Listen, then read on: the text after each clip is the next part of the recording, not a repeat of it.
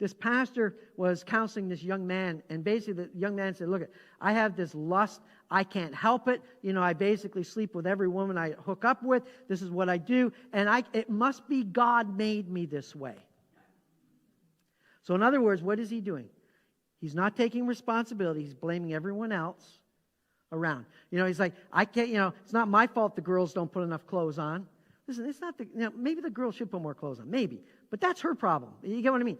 Your problem is your heart's not right. So this guy goes on and on with this. And so the pastor said, well, look, let me put a scenario before you, and I want to ask you what you would do. So here's what the pastor said. He said, look, you're going to hook up with some girl, okay? And the guy said, yeah, okay, I will. So this is an illustration. So what if just before you're going to do what you're going to do with that girl, I showed up? And the guy says, well, I'd be pretty shocked. I said, okay, get past the shock part.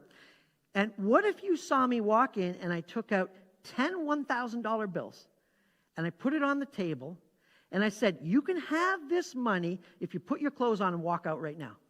You know what that young man said? Yep, absolutely.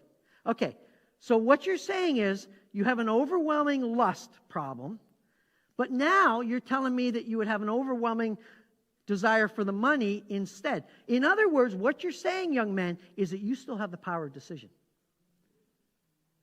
So now, let's think about this a little bit. How does this apply to you and I? About anything, but we're talking about lust here. Here is my thought. If it's so overwhelming in our lives, here's what we need to have then: an overwhelming faith in Jesus.